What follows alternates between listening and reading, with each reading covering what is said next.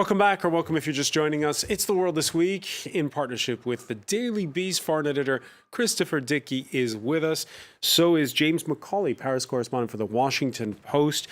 Philippe Moreau-Chauvolet, contributor to the French edition of The Huffington Post, Slate, and others. And Hamdan Mostafavi, reporter for the French news magazine Courrier International, which compiles what's going on in the world's press.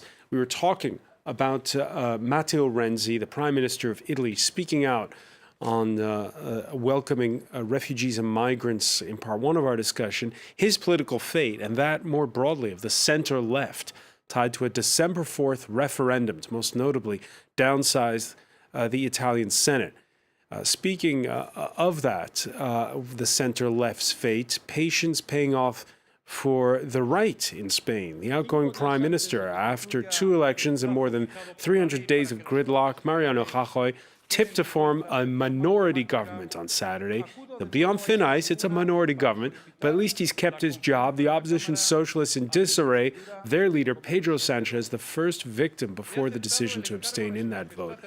But nowhere does the center-left seem in greater disarray than right here in good old France. A kiss and tell book on life in office after 4.5 years looks like, well, the kiss of death for incumbent President François Hollande, just months ahead of what seemed until recently like a probable run for re-election next spring. His own camp starting to desert him. One survey put out by the French Political Science Institute, CEPIVALF, and published in Le Monde, puts his favorability rating at 4%. That's right, that's less than half of the unemployment rate. Philippe Moreau-Chauvolet, that can't be right, 4%. That can. That is favorability rating? Yes, yes, it's widely unpopular. It's the most unpopular president we ever had during the actual regime. It's really something incredible. And we didn't understand that book anyway. So, the Kiss and Tell book. Why did he do that? I mean, why? Why would he talk to a couple of journalists, for hours and hours and hours? He has seen these journalists more than his own ministers. I mean, Emmanuel Macron, the Ministry for Finance here in France, complained about it. He said, these guys had more of the president's time than I ever had. So it's really strange. Why? Why this need for a talk? I mean, we are not psychoanalysts. All of us, we are not. Do you think he wants to run for re-election? Do you think he will run for re-election? I think it's a political, as Manuel Valls said, it's political suicide. We don't know why he committed this suicide. Only him knows, as most suicides go. But we don't know. I mean, it's really a mystery. This guy is a complete mystery from scratch. We didn't understand him when he was starting in office. We didn't understand him in the middle of his office. We don't understand him at the end of his office. Maybe later. But 4%, I mean, okay. It's not much, right? The economy's not doing great, No. but he hasn't stolen funds that we know of. He hasn't committed some great crime. It's not like people dislike him. He's kind of nice. It's just that they don't want him as a president. I mean, this guy could do something else. Let's do something. The French people are saying, let's do something else. Choose another profession, any profession, but not president. There is a divorce, really. Hamdan Mostafavi? He wanted to be the normal president. He's maybe too normal. Maybe the French don't really want a normal president. They don't want somebody that shows his shortcomings so blatantly. So. Well, he wanted to be the normal president in contrast with Sarkozy, who everybody thought was nuts. Yeah. So that was the normal president line. You know, at 4%, if it gets any lower, then 0 will be within the margin of error. Yeah, exactly. It's already in the margin of error. I mean, 1% of the French population is supposed to be really enthusiastic about him. Yeah, 1%. It's below the margin of error. All right. So is this a problem? Is the problem with François Hollande, or is it a problem with the center-left in France? Yeah, of course, it's both. But I think it's also his personality. But it's true that the left doesn't have anything to propose, any ideology, anything to say we are different from the right, because the right is going extreme right, and they're more close to normal right. So, what they have to propose for France? James Macaulay? Yes, well, I think that it's interesting your question. Like, is this just a French problem, or is it about the kind of the European center left? I mean, of course, in each of the examples you bring up, Italy, Spain, and here in France, there are different variables. It's difficult to sort of see a through line that makes each case kind of comparable. But I think one thing on a kind of extremely general level is that the center left, which let's not forget was what built Europe into what we know today after the Second World War. I mean, is kind of on the out in the minds of many voters, and it's not quite clear yet what. I mean, it is clear that there is this kind of this vacuum. There is extremely kind of expanding discontent with elites and European institutions, but it's not quite clear what's going to fill the vacuum. I mean, we've seen certain trajectories kind of proposed, voters going which way or the other, either towards the kind of extreme left or you might call it the neoliberal right, or on just the populist kind of far right, like the Front National type. But it's not really clear yet what's going to come to the fore. But I think that there is a real crisis in this kind of pan-European sensibility that was once just the status quo. That's not going to. It wasn't inevitable that it's going to stay with us. I think really what it is it's a question of populism and demagoguery more than it is of ideology. The populists are driving the agenda. And how do populists drive an agenda? They do it through anger. They do it by saying, we're mad as hell, we're not going to take it anymore. Your life isn't as good as it was. We're being flooded with immigrants. The economy sucks. Everything is lousy. And people can get behind that if you've got somebody who's got a powerful personality who is saying, I'm going to set it all right. I'm going to make Europe great again. I'm going to make America great again, whatever the slogan is. That's not based on ideology. That's based on actually a narrow framework of anger and tapping into that anger, which is a very easy emotion to use in politics. And it's been used very effectively. Whereas, Hollande, he's Mr. Flanby, right? He comes across like a soft custard. He doesn't tap into anger. He doesn't tap into hope. He doesn't tap into anything. Whereas Le Pen, she drives the agenda. Have you noticed she doesn't say anything much these days?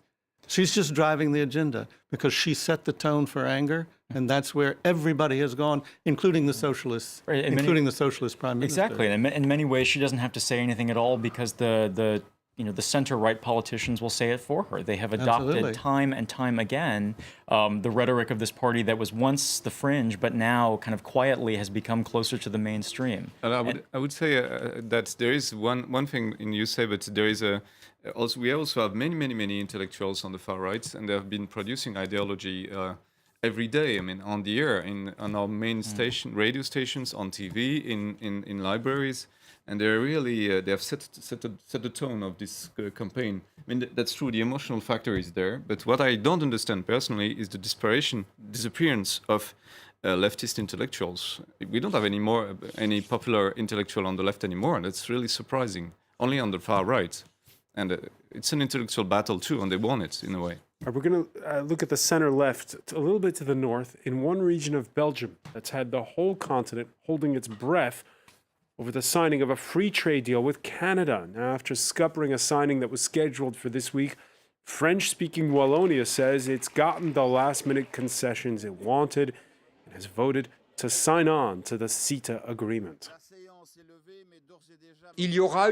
There has been a CETA momentum in the Walloon democratic life. Who could have imagined this? So we've had the Prime Minister say they're okay, these Walloons, once you take the time to explain to them what it's all about. It's not only very far removed from the concessions we actually got, but also shows genuine contempt. Yeah, who laughs laughs last. What's your reaction to all this? Because this free trade deal held up by one region in one country among 28 in Europe. Some say it's a victory for democracy. Others say it shows that the EU is broken. No, it shows that there is a difference between what the people want and what the European institution want. And most of the people will side by this guy in Belgium because obviously since 2005, when we had a referendum on the European treaty in France and we refused that, we said no to that treaty and it had been enforced anyway, the link between the population and the European Union is broken. So we don't trust in this. We don't have faith in any treaty anymore. And this guy is a kind of new hero for part of the French political class because of that. He stands in front of Europe and he's saying no. And it's very popular. It's a very popular stance. At the end of the day, there will, though, be a free trade deal. I know it's just one country, Canada, but at the end of the day, the deal goes through. Well, I mean, I don't want to be a broken record here, but a lot of the anger is about globalization, about this idea. There are all sorts of assumptions that Europe was built on, that the global order was built on over the last 50 years, about openness, about free trade, about free movement, about human rights, all of which is now basically called into question by people who are saying, stop the world, I want to get off. I don't want that anymore. I want to lead my life here in France quietly, the way I've always led it, have a good job, have employment, have the government take care of me, and it'll all be cool. And it's all being screwed up by these people who say we've got to have an open trade deal with the United States. We've got to have open trade with... Why is that good? Why is that good? I can tell you why that's good, but the politicians are not telling the people why that's good. The arrogance of the politicians has left people feeling like these decisions are all made without any consultation with them. Their lives are being totally disrupted, and they've got nowhere to go. And so where they go is to the ballot boxes and elsewhere to say, hell no. Yeah, I think that's kind of building on what you were saying before, Philippe, about on the left and sort of for those who would defend the status quo as it's been, like the prime example being the Remain campaign in the Brexit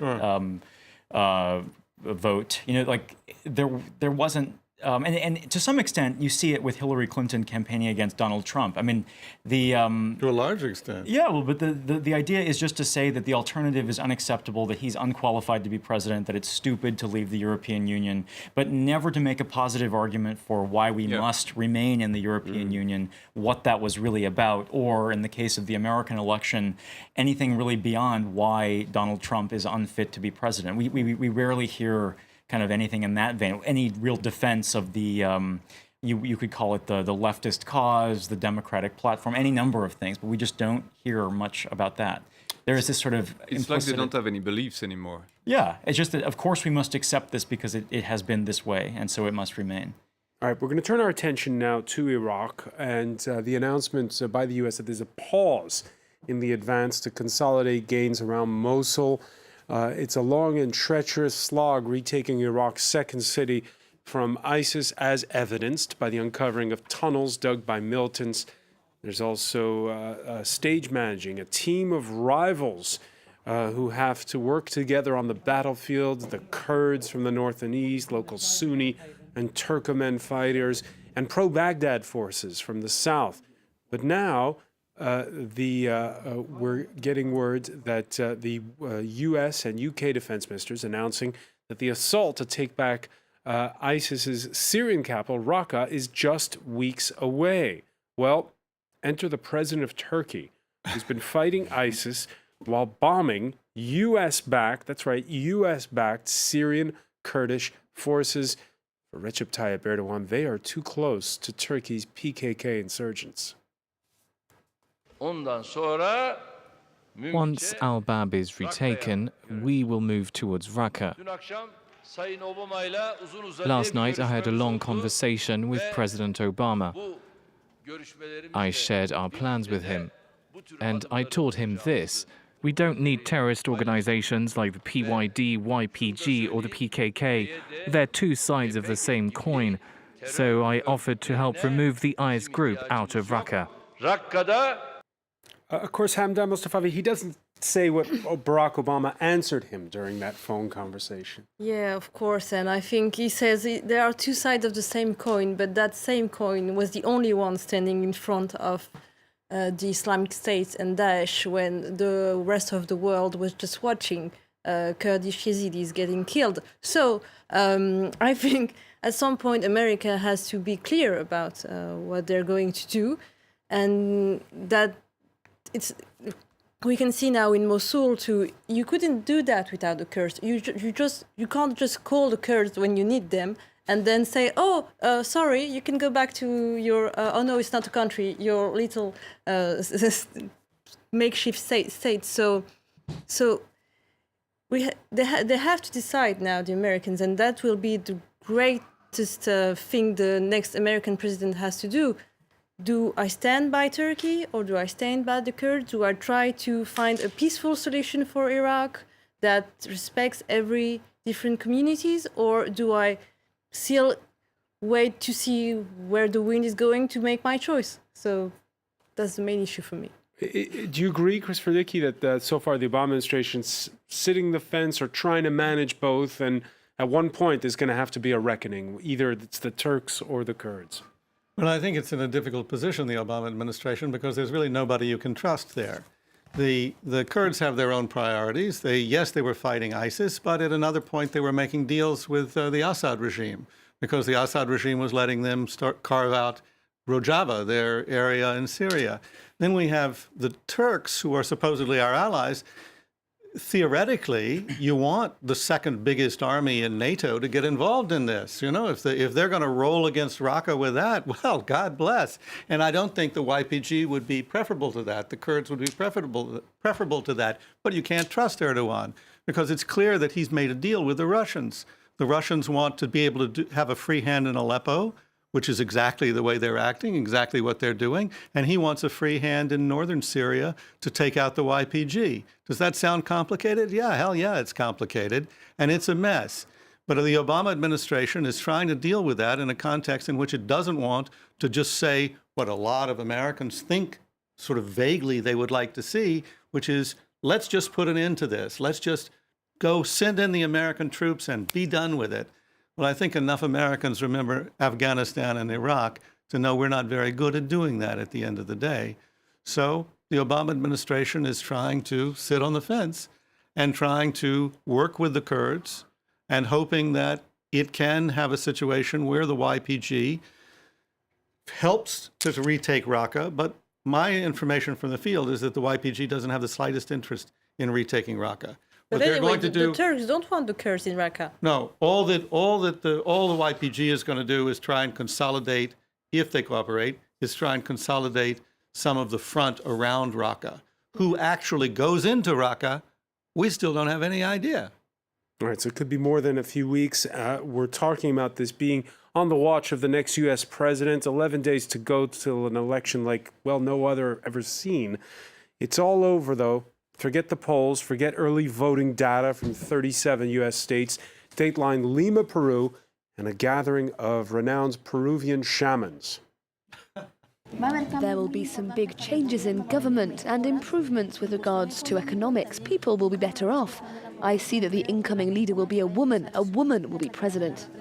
A woman will be president. You heard it here first, James McCauley. Yeah, and it's perhaps likely that we will see the same soon in the United States with a potential President Clinton. But I think the concern moving forward is what kind of mandate she might have if, in fact, she is elected, which seems likely, at least now, because you have Trump on his final offensive, which is in fact not against his opponent, but against the electoral process of the United States. And that may have very sinister consequences for what happens on November in just a few weeks' time. Let's listen to the candidate. This was Thursday evening in Toledo, Ohio. What a difference. You know, what a difference this is. And just thinking to myself right now, we should just cancel the election and just give it to Trump, right? What are we even having it for? What are we having it for? Her policies are so bad. Boy, do we have a big difference. Now, when he says stuff like that, it's a bit glib, right? A bit glib, but also a bit terrifying, I think. I mean, this is a candidate for our nation's highest office who is kind of making a mockery of the process by which we, as a democracy, sort of choose our leaders. And that's a little disconcerting, I would say. More than a little. Philippe Moreau-Chevrolet, what have you learned from the Trump campaign? Oh, you can take the system by surprise, and you can hack the system when you're Donald Trump. You can impose yourself on a very old and conservative party that should have resisted better. And you can actually win by these tactics that he's playing all the time, short-term tactics in the medias, by the way of what the Americans call the outrage economy. Each time you produce a new outrage, so everybody speaks of you, and you're at the center of all the process. It's amazing that it worked. It's amazing. I would have never have believed that this outrage economy system was already in place and so strong. He knows how to play it. And you have to say that Hillary Clinton was probably the worst choice as a candidate that the Democratic Party could have done. She's a terrible campaigner, terrible. I see Christopher Dickey nodding vigorously here. Oh, I've said that Hillary is a terrible candidate a million times. All right, but are we going to have a surprise? Because now the polls seem to indicate that she's pulling away. Well, no, she's not pulling away. Actually, I mean, I follow Nate Silver's analysis. He's a statistician in the United States sports and politics. And he shows now that they're starting to converge once again. But he had a great metaphor yesterday, in fact, when his polls were showing, his combined polls were showing that Donald Trump only had a 16% chance of winning. And he said, that's about the same chance you have of losing a game of Russian roulette, which I thought was a particularly good metaphor and exactly the way I feel. But I think that Trump has tapped into all that anger in the American population, and he keeps telling people that they should be angry. What I love is this idea, make America great again, like America sucks so badly. How about let's make America sane again? That would be good. But Hillary's not maybe the person to lead us into that new sanity. She really is a terrible candidate and a bad politician. Yeah, whatever happens, I think the problem, Hillary, I think she might win, even if we have seen many great surprises in the recent elections. But anyway, it will be a bumpy road on the beginning, and for even a long time, it will depend on many things. How the vote goes on, because if there is any doubt that in the counting or anything, of course the Trump camp will use that, and it will be a crisis of legitimacy for the American democracy. That will be terrible for the rest of the world. And then, even if she doesn't have that, she will have to deal with Russia and with all the countries that would have liked a Trump presidency, and not small countries. Well, what they really want to do, what Russia really wants to do, is to discredit the system. Yeah, of course. They don't really care if Trump becomes president. Maybe they would like him because he's such an idiot. But I think that they would like to discredit the system, and that's the game they're playing with WikiLeaks and others. All right, we're going to leave it there for now. Christopher Dickey, I want to thank you. I want to thank as well Philippe Moreau-Chevrolet, James McCauley, Hamdan Mostafavi. Stay with us, though. Our Media Watch segment is next.